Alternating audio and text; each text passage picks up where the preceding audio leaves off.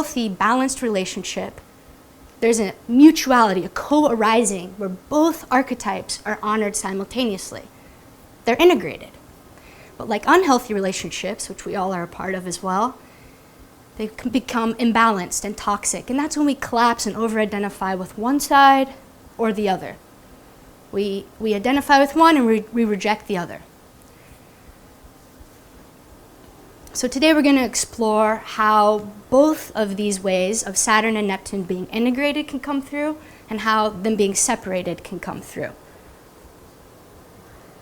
And it's also important for us to remember that every archetypal complex that we talk about is always situated within our historical context. The archetypes are evolving, just like we are. As our consciousness evolves, the archetypes evolve. We're in a living participation with them. Not only are we knowing ourselves through them, they're knowing themselves through us. So let's begin with Neptune. Neptune is the planetary archetype that corresponds to the wellspring of the imagination. It's the source of all metaphor, image, fantasy, story. It's the stream and flow of consciousness. It's the unified field. It's the principle that seeks unity, undifferentiated experience, communion. It also, in its shadow form, corresponds to escapism and addiction. Like Chris mentioned last night, a kind of falser sense of unification, a temporary sense of being able to be connected. A numbing out, self-deception, something we all participate in, deceiving ourselves and deceiving others. These are some of the shadow sides of Neptune. It also relates to timelessness and the transcendent, the transpersonal, the numinous, the sacred, enchantment. It's our spiritual aspirations. It makes us more sensitive to everything. It relates to empathy and compassion, a universal sense of being connected to one another.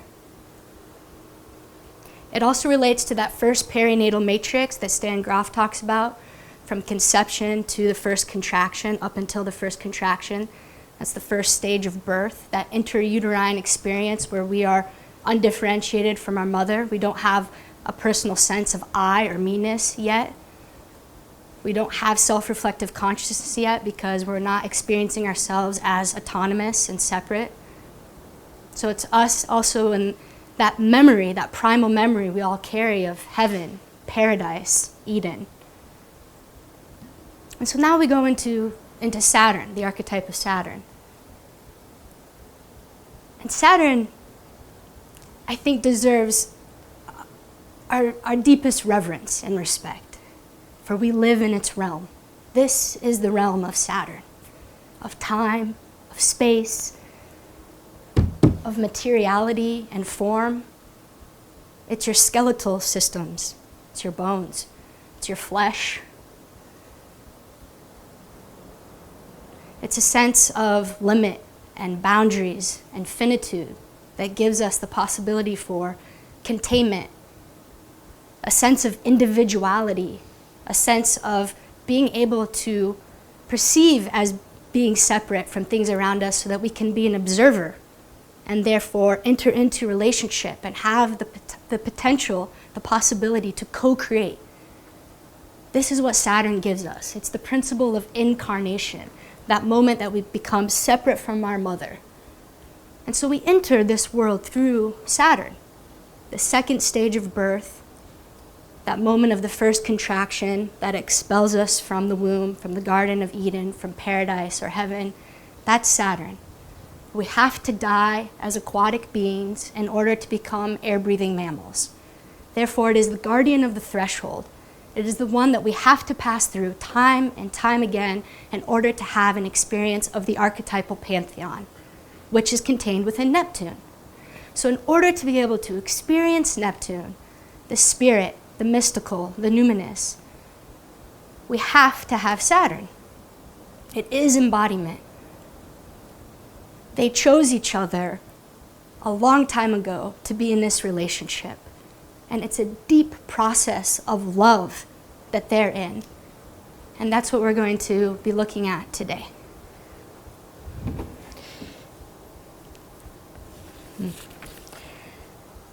So a lot of us are familiar with how Saturn can usually get kind of a negative rap to it, right? In the tradition, it's a malefic. It's a negative planet, usually something to be feared. And there's a lot of good reason for that. Up until the past centuries, it was the last planet that we knew existed. It was the last planet that we could see with the unaided eye. So it represented the edge of our known universe. There wasn't Uranus, Neptune, and Pluto, the transpersonal planets. And so back then, when we lived in a much more fatalistic and deterministic cosmos, when we didn't live to be as old as we are now, we weren't as aware of the functions of the body and of how we could be in relationship with our surroundings in a way where we didn't die at a young age, Saturn was something to be feared. It's death, it's mortality, it's finitude, it's the ending of things. Well, when we live in a culture like we do now that sees death as the final endpoint, that we just come here one time and that's it, death is something to be feared. And of course it would be a malefic planet. If you're a one-timer, not only is death to be feared, but pain is to be avoided and anything negative. We live in a culture that is built around repressing pain. We do everything we can not to feel it. We're addicted to opiates, alcohol, marijuana, TV, you all know it. We're addicted to not feeling pain. And it's because we don't have that elongated sense of self, that eternal Neptunian core of who we really are present to us in our everyday consciousness and in our culture. And so we see Saturn as something to be feared. We see pain, suffering, and death as something to avoid. And I think that for us to come into a healthy relationship with Saturn and Neptune, we have to change that. We have to bring in a reincarnationist perspective in our interpretation of Saturn. Our suffering, our pain that we go through as individuals and as a collective species right now absolutely does not make sense if we don't take into consideration that we have lived many lifetimes and we will continue to live many lifetimes. The other thing we have to do with Saturn is we have to bring the feminine principle back into it. We all hear Saturn as Father Time, Kronos, the strict patriarchal ruler that punishes you, coming out of the Judeo-Christian God that has become popularized. Saturn has a very feminine principle to it. It's matter, which comes from the Latin word mother. It's Sophia, wisdom. Wisdom that comes through the experience of suffering in space-time, through the experience of loss and separation, that which fortifies and strengthens our being. It gives us our sense of individuality, which I think each one of us treasures so much. So we have to remember that Saturn also is the Great Mother. And I believe that it's our ecological imperative to remember that, because if we don't recognize Saturn as sacred, we are going to continue to destroy the Earth, Gaia's body, and our own bodies. We deny our bodies, we deny the Earth. That's a denial of Saturn. It's a lack of reverence in seeing the sacred in Saturn. And so what we know is that Neptune brings healing and wholeness to whatever it touches. It makes it sacred. It's the spirit that ensouls the cosmos and animates it and gives breath to all things. So when Neptune is squaring Saturn like it is now over the next 3 years, it's an opportunity for each one of us as individuals to begin to align ourselves in the great task of re-ensouling matter, of making Saturn sacred again by bringing healing and wholeness to it through some of the things I just mentioned, understanding the reincarnation perspective, and also feminizing it. So this is an opportunity and an invitation to re-intuit and reimagine the archetype of Saturn. If the archetypes are evolving just like we are, our participation in them during these collective world transits or your own personal transits actually shapes the morphic field of that archetypal combination in a new way. It imprints a new memory into that archetype. Sometimes in this community, I hear us wanting to find new archetypes. We want to discover the new planets and the new archetypes. And I think that's great, and they're probably out there, and we have a lot more to learn about the asteroids. But I think part of what we're longing and yearning for is actually metabolizing the archetypes as they are right now through our collective consciousness and bringing in deeper new instantiations of what the possibilities of the archetypes that already exist, how they could be embodied in our present world.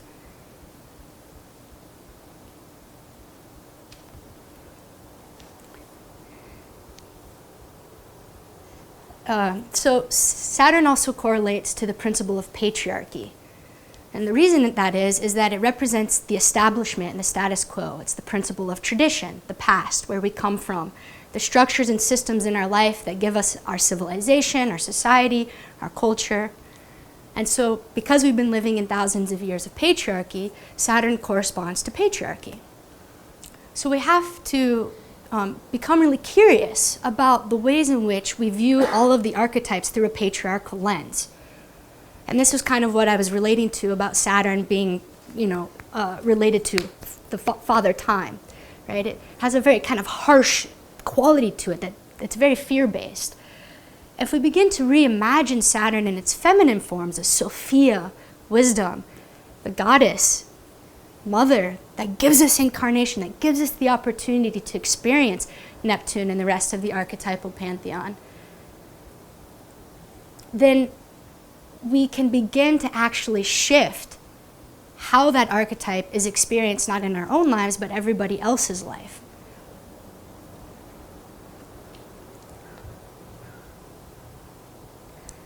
So Saturn is also affecting Neptune. I said Neptune is bringing healing and wholeness to whatever it touches. It spiritualizes it. The other way is Saturn contains. It matures, it grounds, it refines, it incarnates whatever it touches. So this next 3 years is an opportunity to mature our spiritual visions, to ground our Neptunian ideals of the transcendent reality and bring it into embodied form, to make it real, to concretize it, to give it shape, to bring it through our bodies in the birth process. And we all know that that's a lot of hard work, and it requires a lot of energy and effort on our parts. Birth is messy, consciousness is traumatic. To have self-reflective consciousness is traumatic. And I really love what Chris Bache actually writes about in Dark Night, Early Dawn, which was helpful for me in understanding this process of why the Saturn-Neptune dialectic is both part of our core nature as a human being, right? It's Saturn, it represents our individuality, and Neptune represents our sense of wholeness and interconnectedness, right? Both of these things are happening at once. But the essence of the pain of the Saturn-Neptune archetypal complex, which we will all experience and have experienced and will continue to experience for quite some time, is that Chris talks about how when our history, Saturn, encounters our true nature, our essence, Neptune, our transcendent core, that is an inherently painful process because of the comparison of where we have come from and the decisions that we have made and more of our narrowed, fragmented consciousness in space-time meets the part of us that is eternal, that is transcendent. That is the mirror. That is the moment of self meeting self. And that's a painful moment. We all experience that. The shame in that moment of not living up to our highest potential. But when we feminize Saturn and we bring in the reincarnation perspective, what can happen is that moment is actually an act of love. It's an opportunity for us to bring more of our transcendent nature into form. It's a moment where we can hug ourselves and love ourselves and say, thank you for this opportunity for me to remember who I really am and where I really come from. It is an act of grace. And that's the cosmic love affair that's happening between these two principles inside each one of us in every moment.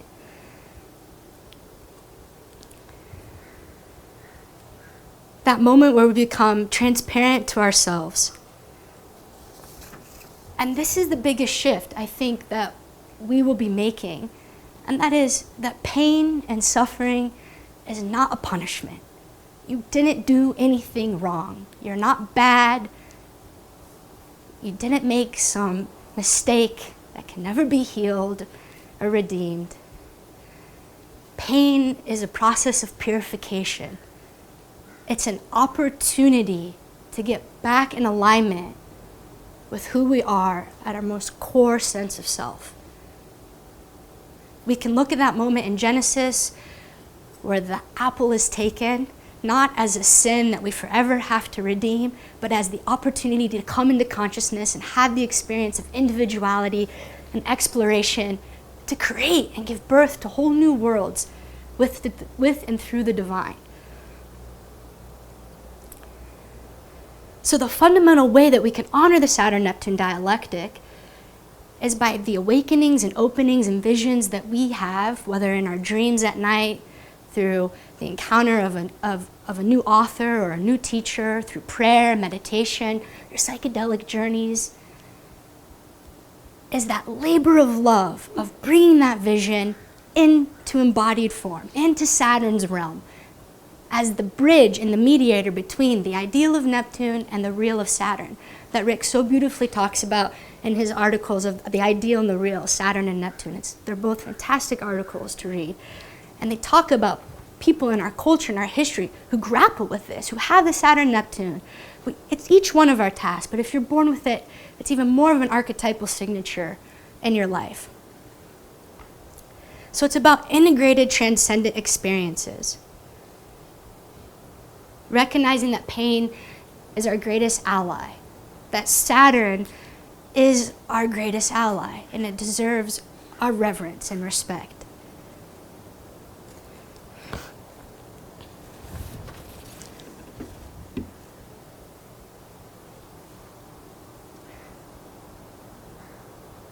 So to go in a little bit more to how this complex can show up in our lives, right? As either integrated or separated, which are both functions of Saturn, the integrative principle and the principle of negation and separation. All right, so we have matter and spirit, immanence and transcendence, the finite and the temporal, with the infinite and the eternal, differentiation and unity. These seemingly two separate ontological universes, these two different realms of being. So if these two realms, if we think of that right now in our current context, we can integrate them and get things like incarnating the divine and incarnating more of our souls through the suffering and doing our inner work, right? That's what happens when we do our inner work through psychotherapy, through psychedelic work.